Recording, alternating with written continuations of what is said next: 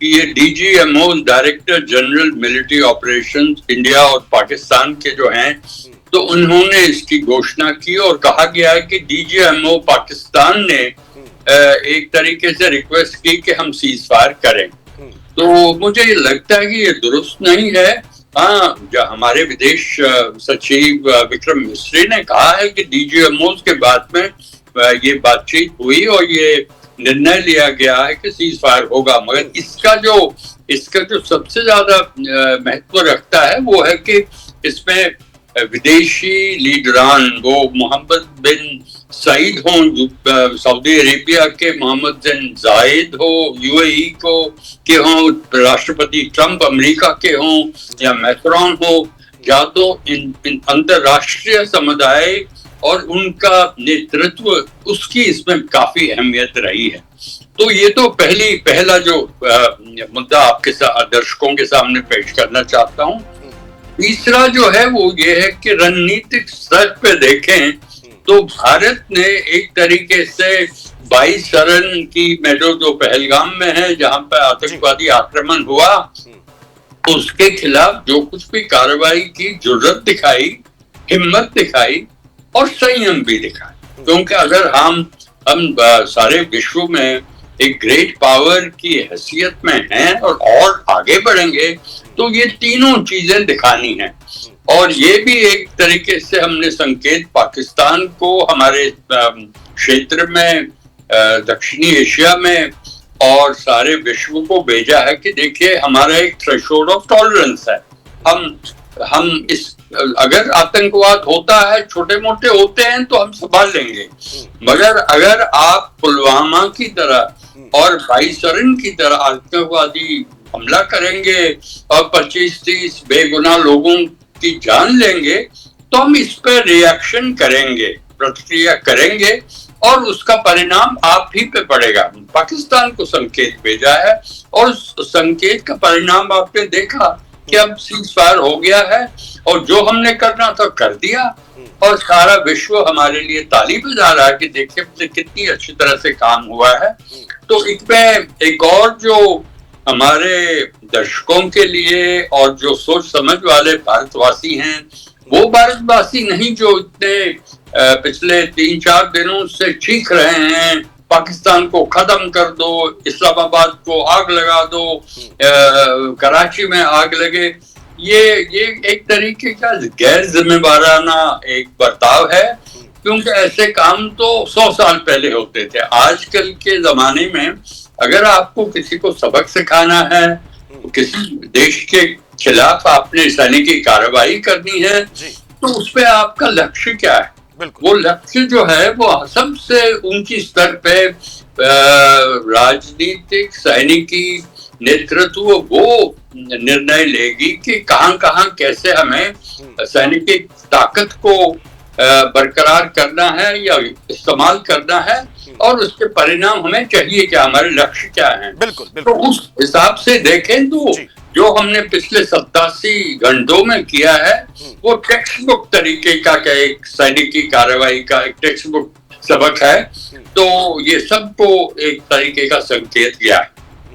बिल्कुल कपिल साहब, एक संकेत जो है भारत ने जरूर दिया है। अच्छा, एक सवाल ये भी रहेगा कपिल साहब आपसे कि आखिर ऐसे क्या क्या पॉइंट्स रहे या क्या क्या बिंदु, अगर उस पर चर्चा हो सकती है कि मध्यस्थता को राजी हुआ है। हालांकि कॉल जो है पाक की तरफ से आया, लेकिन आखिर क्या ऐसी कमियां रही या क्या ऐसी उसमें दिक्कतें हुई कि उसने मध्यस्थता चुनी? क्योंकि अभी इससे पहले बार बार बोल रहा था कि भारत रुक जाए तो हम भी रुक जाएंगे। डार साहब अभी शामी को एक बयान दिया था सुबह शनिवार को कि हमने जो आक्रामक कार्रवाई करनी थी कर दी, अब वे रुके तो हम भी शायद रुक जाएंगे, लेकिन फिर उन्होंने ही फोन कर दिया। तो ऐसे ही क्या रही दिक्कत, क्या हो रही थी? जी दिक्कत तो कुलभूषण जी दिक्कत थी। क्यों, आप जानते हैं कि पाकिस्तान की अर्थव्यवस्था एक बहुत ही कमजोर स्थिति में, बहुत ही कमजोर, इतने सालों से हर पाकिस्तानी इस वक्त सारे विश्व से कर्जा ले रहा है, हर पाकिस्तानी का नागरिक। क्योंकि आप कर्जा ले रहे हैं क्योंकि पिछला कर्जा चुका रहे हैं, तो मतलब एक तरीके की स्थिरता नहीं है अगर आप देखें आर्थिक व्यवस्था में। दूसरा जो अगर सुरक्षा की खिड़की देखें वो भी बंद है, क्योंकि तहरीक तालिबान पाकिस्तान अफगानिस्तान से या जहां से भी हमले करता है पाकिस्तान की सरकार पे, पाकिस्तान की सेना पे, वो तो चलता आ रहा है।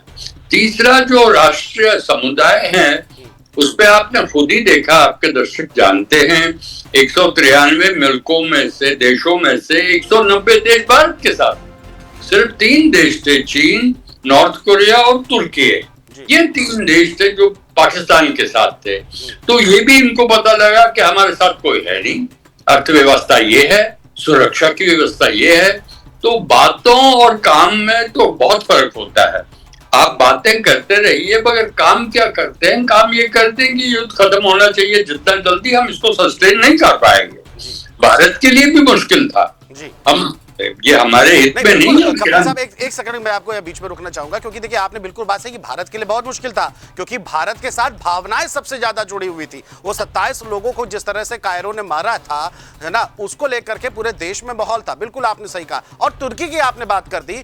तुर्की देखिए एक तरफ क्या कहते हैं उसको ड्रोन भेजता है, और देखिए और इसकी भी पुष्टि हो चुकी थी कि जब 7 तारीख की रात में जब हमला किया था पश्चिमी पूरे सीमा पर, तो ड्रोन जो थे वो तुर्की के ड्रोन थे, और तुर्की ने देखिए उनको हथियार भी सप्लाई किए थे, और एक तरफ मध्यस्थता की गुणगान भी कर रहा है।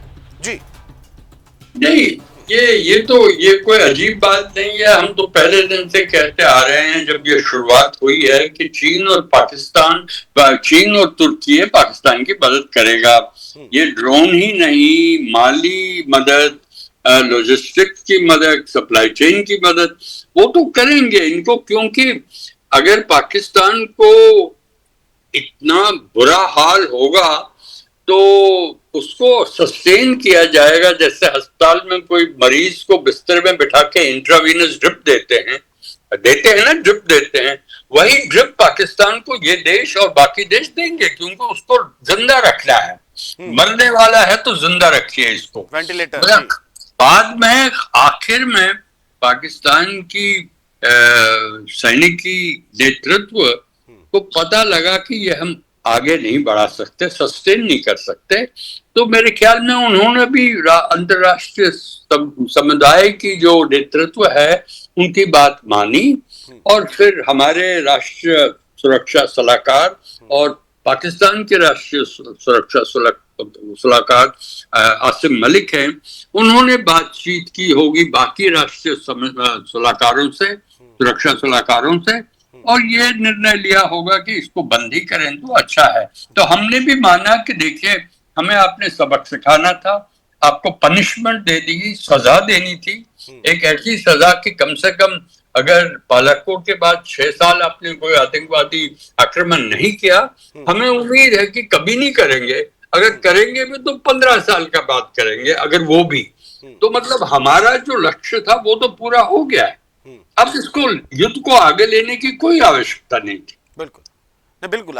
और जिस तरह देखिए हमने तो अपना काम किया, और वो जरूरी भी था, क्योंकि आपने नागपाल रखे हैं आतंकी। और देखिए कपिल साहब आपने भी देखा होगा कि हमने जिस तरह से तस्वीरें देखी कि वहां के तमाम मंत्री, तमाम संतरी, तमाम पाक आर्मी उनके पाकिस्तान आतंकवादियों के जनाजे में किस तरह से शरीक थे। और जो तुर्की के हैं सर्वे सर्वा एर्दोगन साहब, उन्होंने भी ट्वीट करके बड़ा शोक संवेदना प्रकट करी थी। प्रश्न ये भी रहेगा, क्योंकि जिस तरह से भारत की तरफ से यह कहा गया कि एक्ट ऑफ टेररिज्म को हम एक्ट ऑफ वॉर समझेंगे, इस पर मैं इधर आपकी लास्ट कमेंट चाहूंगा।